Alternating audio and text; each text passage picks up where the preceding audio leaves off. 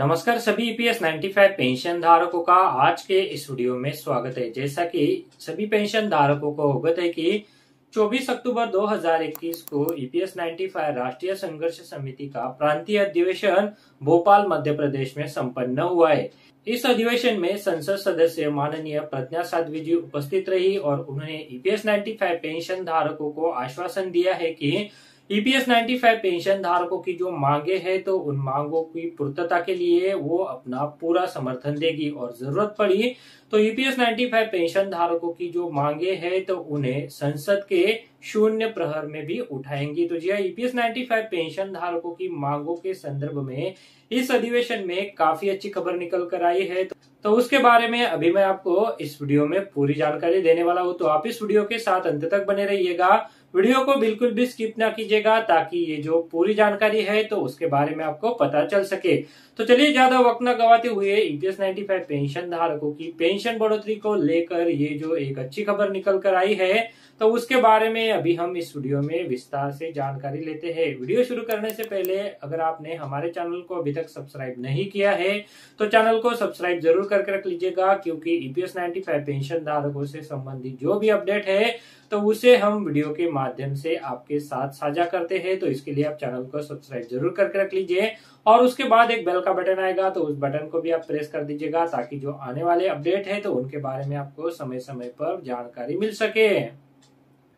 तो जी भोपाल मध्य प्रदेश में ईपीएस 95 राष्ट्रीय संघर्ष समिति का 24 अक्टूबर 2021 को एक प्रांतीय अधिवेशन जो है वो संपन्न हुआ है। इस अधिवेशन में राष्ट्रीय संघर्ष समिति के जो नेता है तो वो मौजूद रहे, साथ ही संसद सदस्य माननीय साध्वी प्रज्ञा जी भी इस अधिवेशन में उपस्थित रही और इस अधिवेशन में उन्होंने अपने उद्घोषण में सभी ईपीएस 95 पेंशन धारकों को आश्वासन दिलाया कि वो ईपीएस 95 पेंशन धारकों की जो मांगे हैं तो उन्हें पूरा करने हेतु अपना पूरा समर्थन देगी और ईपीएस 95 पेंशन धारकों की जो मांगे हैं तो वो अगर आवश्यकता पड़ती है तो संसद के शून्य काल में भी उठाएंगी। तो जी यहाँ पर ईपीएस 95 पेंशन धारकों की पेंशन बढ़ोतरी को लेकर ये एक अच्छी खबर है कि उनकी मांगों के लिए माननीय हेमा मालिनी जी के साथ साथ अभी माननीय संसद महोदया साध्वी प्रज्ञा जी का भी उनको समर्थन मिल चुका है। तो ये एक अच्छी खबर है। तो जी इस सम्मेलन की अध्यक्षता माननीय कमांडर अशोक जी राउत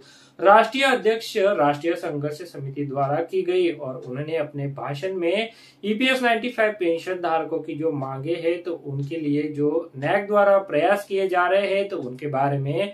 सभी मौजूद सदस्यों को अवगत कराया और उन्होंने माननीय साध्वी प्रज्ञा जी से निवेदन भी किया कि ईपीएस 95 पेंशन धारकों की जो मांगे हैं तो उन मांगों को जल्द से जल्द पूरा करने हेतु वो अपना समर्थन दे और ईपीएस 95 पेंशन धारकों की ये जो मांगे हैं तो उनको जल्द से जल्द मंजूर करवाने हेतु अपना प्रयास जो है वो करे और हो सके तो ईपीएस 95 पेंशन धारकों की पेंशन बढ़ोतरी के लिए जो बजटीय समर्थन की आवश्यकता है तो उसे दिलवाने हेतु अभी जल्द से जल्द प्रयास भी करे। तो इसके ऊपर माननीय संसद महोदय द्वारा ईपीएस 95 राष्ट्रीय संघर्ष समिति के राष्ट्रीय अध्यक्ष माननीय कमांडर अशोक जी राउत को पूरा आश्वासन दिया गया कि वो ईपीएस 95 राष्ट्रीय संघर्ष समिति की जो मांगे हैं तो उन मांगों को जल्द से जल्द पूरा करने हेतु अपना पूरा समर्थन देगी। भोपाल में यह जो अधिवेशन संपन्न हुआ है तो इस प्रांतीय अधिवेशन में मध्य प्रदेश के लगभग सभी जिलों के प्रतिनिधियों की उपस्थिति रही, साथ ही माननीय साध्वी प्रज्ञा सिंह संसद सदस्य भोपाल की उपस्थिति रही और उन्होंने सभी उपस्थित सदस्यों को मार्गदर्शन भी किया। माननीय कमांडर अशोक जी राउत द्वारा केंद्रीय टीम की प्रमुख उपस्थिति और राष्ट्रीय संघर्ष समिति चीफ का मुख्य मार्गदर्शन भी सभी उपस्थित ईपीएस 95 सदस्यों को हुआ। यह अधिवेशन 2 सत्रों में हुआ। प्रांतीय अधिवेशन का प्रथम सत्र प्रांतीय अध्यक्ष श्री शशिभान सिंह भदौरिया जी की अध्यक्षता में संपन्न हुआ। इस अधिवेशन की प्रमुख अतिथि माननीय साध्वी प्रज्ञा सिंह ठाकुर संसद सदस्य भोपाल, संत श्री तुलसी तलसारी महाराज गंगाधर आश्रम भोपाल, राष्ट्रीय संघर्ष समिति के राष्ट्रीय अध्यक्ष माननीय कमांडर अशोक जी राउत और सुनील बसबानी अध्यक्ष मध्य प्रदेश राज्य सहकारी आवास संघ भोपाल द्वारा दीप प्रज्वलन कर कार्यक्रम की शुरुआत की गई थी।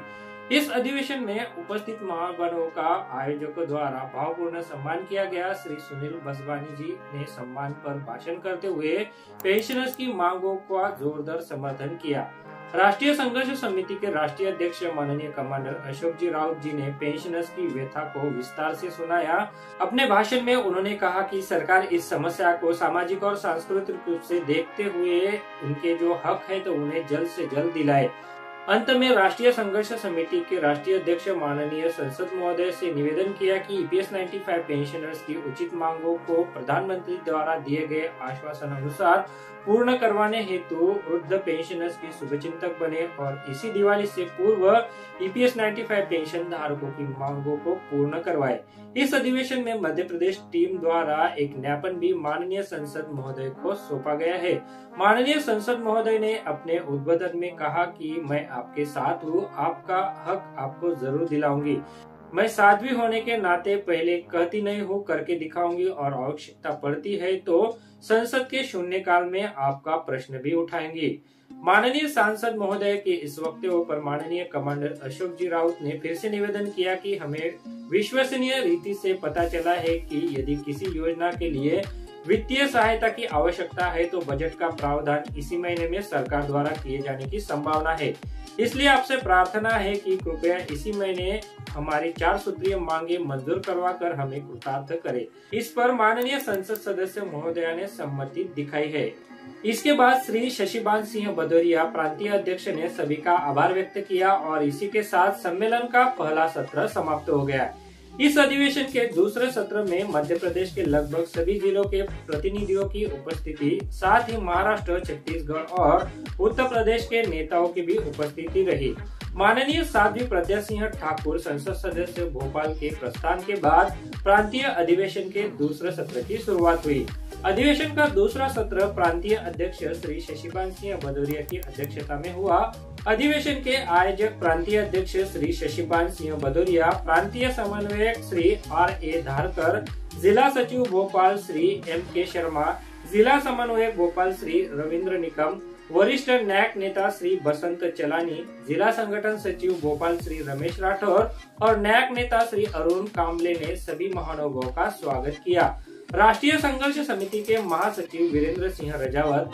राष्ट्रीय मुख्य सलाहकार श्री P.N. पाटिल, राष्ट्रीय उपाध्यक्ष आशाराम शर्मा, महिला फ्रंट की राष्ट्रीय अध्यक्ष श्रीमती शोभा आरस और पश्चिम भारत की मुख्य समन्वयक महिला फ्रंट सौ सरिता नारखेड़े, पश्चिम भारत के संगठन सचिव श्री सुभाष पोखरकर, प्रांतीय अध्यक्ष श्री शशिकांत सिंह भदौरिया, राजनांदगांव छत्तीसगढ़ के उपाध्यक्ष एजाजुर रहमान, मध्य प्रदेश के प्रांतीय सचिव श्री महेश सतोडिया, प्रांतीय समन्वयक श्री R.S. धारकर, प्रांतीय सलाहकार श्री रमेश बाबू चौधरी, प्रांतीय उपाध्यक्ष श्री रघुराज सिंह भदौरिया, ग्वालियर संभाग के अध्यक्ष श्री रणवीर सिंह यादव, भोपाल के जिला सचिव श्री M.K. शर्मा, इंदौर के जिला अध्यक्ष श्री राम नरेश सिंह भदौरिया, इंदौर के वरिष्ठ नेता श्री रामचंद्र यादव, उज्जैन मंडल के उपाध्यक्ष राधेश्याम पांचाल, सीहोर के जिलाध्यक्ष श्री गोपाल सोनी, विदिशा के जिलाध्यक्ष श्री संजय कान्हेरकर, देवास के जिलाध्यक्ष श्री गिरधर लाल शर्मा, भोपाल के जिला उपाध्यक्ष श्री S.H. चंद्रावल और नैक के वरिष्ठ नेता श्री P.P. निम सरकार और महिला प्रतिनिधि मध्य प्रदेश श्री शीला जी आदि ने सभा को संबोधित किया और लक्ष्य प्राप्ति हेतु निकट भविष्य में क्या कुछ किया जाए इस विषय पर अपने विचार रखे हैं। पेंशनर्स की वर्तमान दशा और मांगों को शीघ्र पूर्ण करवाने हेतु नैक की भूमिका आदि विषयों पर विचार मंथन भी इस अधिवेशन में हुआ है। महिला प्रतिनिधि श्रीमती शोभा आरस और सरिता नारखेड़े ने अपने भाषण में महिला शक्ति के संगठन का विस्तार पर विशेष जोर देकर कहा कि महिला शक्ति नैक को विजयश्री दिलाने में सहायक सिद्ध होगी। सभी नेताओं ने एक सुर में स्पष्ट रूप से कहा कि सरकार अब हमारे धैर्य की और अधिक परीक्षा न ले और पेंशनर्स को तुरंत न्याय प्रदान कर। मुख्य मार्गदर्शक नैक चीफ कमांडर अशोक जी राउत ने अपने उद्बोधन में सभी का स्वागत किया, आयोजकों का अभिनंदन किया और पेंशनर्स की दशा बदलने के लिए नैक द्वारा किए जा रहे प्रयत्नों के बारे में बताया और इस पर प्रकाश भी डाला है। आगे उन्होंने अपने भाषण में नैक द्वारा चलाए जा रहे पेंशनर्स बचाओ राष्ट्रव्यापी अभियान को सफल बनाते हुए देश के राष्ट्रीय संघर्ष समिति के सभी राज्यों के पेंशनर्स तथा नेताओं को धन्यवाद दिया और कहा कि यह समय हमारे लिए अनुकूल है, लेकिन हम सभी को और अधिक जागरूक रहने और वर्तमान और भविष्य में संगठन द्वारा चलाए जाने वाले सभी कार्यक्रमों में प्रत्यक्ष पेंशनर्स के सहयोग और सहभागी की आवश्यकता है। अंत में उन्होंने कहा कि भले ही माननीय प्रधानमंत्री जी ने हमें दोबारा आश्वासन दिया हो, इसके लिए हम माननीय प्रधानमंत्री जी और माननीय श्रीमती हेमा मालिनी जी के प्रति हम कृतज्ञ हैं। फिर भी इस अधिवेशन के माध्यम से माननीय प्रधानमंत्री जी से हम प्रार्थना करते हैं कि पेंशनर्स की बढ़ती हुई मृत्यु दर को देखते हुए अब और अधिक इंतजार न करवाते हुए इस दिवाली के पहले हमारी 4 सूत्रीय मांगे मंजूर कर हमें न्याय प्रदान करे। इस अधिवेशन में यह निश्चित हुआ कि पेंशनर्स बचाओ अभियान को और अधिक तीव्र किया जाएगा और दिनांक 15 नवंबर 2021 को जमशेदपुर झारखंड में होने वाली केंद्रीय कार्यकारिणी की बैठक में उस समय की परिस्थिति के अनुसार आगे की रणनीति ठहराई जाएगी। साथ ही नैक चीफ ने स्वयं आयोजकों का और जिला के सभी टीमों का स्वागत भी किया। राष्ट्रीय संघर्ष समिति मुख्यालय के सह कोषाध्यक्ष श्री BS नारखेड़े, मध्य प्रदेश के प्रांतीय संगठन सचिव श्री राजेश सिंह तोमर, उत्तर महाराष्ट्र के उपाध्यक्ष श्री नारायण होना, जिला अध्यक्ष अहमदनगर श्री संपतराव समंदिर, श्रीगोंदा महाराष्ट्र के वरिष्ठ नेता श्री भगवत वालके, श्रीरामपुर महाराष्ट्र के ज्येष्ठ पत्रकार श्री बाबा साहेब चेडे, मथुरा उत्तर प्रदेश के जिलाध्यक्ष श्री डंबर सिंह, जबलपुर के जिलाध्यक्ष श्री धनराज सोनकर, खंडवा के जिलाध्यक्ष श्री नवीन चंद्र, उज्जैन के जिलाध्यक्ष श्री रूप सिंह आदि वरिष्ठ नेता इस सम्मेलन में उपस्थित रहे। मंदसौर के जिलाध्यक्ष श्री महेश नागर जी भी मंदसौर टीम के श्री भरत बैरागी और श्री हरिनारायण वर्मा जी के साथ उपस्थित रहे। साथ ही SL गुप्ता, पूर्व प्रबंधक कृषि उद्योग विकास निगम भोपाल तथा मध्य प्रदेश राज्य सहकारी संगठन के वरिष्ठ प्रबंधक श्री RS भदौरिया भी अपने साथियों सहित इस अधिवेशन में पधारे थे।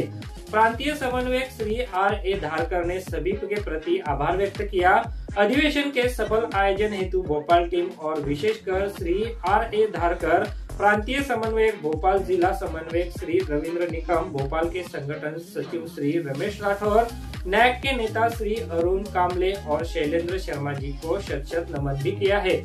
तो जी EPS 95 राष्ट्रीय संघर्ष समिति का मध्य प्रदेश में ये जो प्रांतीय अधिवेशन संपन्न हुआ है, तो इसमें एक अच्छी बात यह रही कि माननीय कमांडर अशोक जी राउत द्वारा माननीय संसद सदस्य साध्वी प्रज्ञा सिंह ठाकुर जी को EPS 95 पेंशन धारकों की जो मांगे हैं तो उन्हें दिवाली से पहले ही मंजूर करवाने हेतु निवेदन दिया गया और उन्होंने इस पर अपनी सहमति भी दर्शाई है। हो सकता है कि दिवाली से पहले EPS 95 पेंशन धारकों के लिए अच्छी खबर सुनने को मिल जाए, क्योंकि यहाँ पर अभी एक और सपोर्ट जो है वो EPS 95 पेंशन धारकों को मिला है, जिसकी वजह से सरकार पर और दबाव बन सकेगा और EPS 95 पेंशन धारकों की जो मांगे हैं तो वो जल्द से जल्द मंजूर हो सकेगी। फिलहाल EPS 95 राष्ट्रीय संघर्ष समिति का भोपाल मध्य प्रदेश में ये जो भव्य सम्मेलन संपन्न हुआ है, तो इस सम्मेलन के बारे में आज मैंने आपको इस वीडियो में पूरी जानकारी दी। वीडियो में दी गई जानकारी अगर आपको अच्छी लगी तो इस वीडियो को आप लाइक जरूर करते चलिएगा और अगर आपने हमारे चैनल को अभी तक सब्सक्राइब नहीं किया है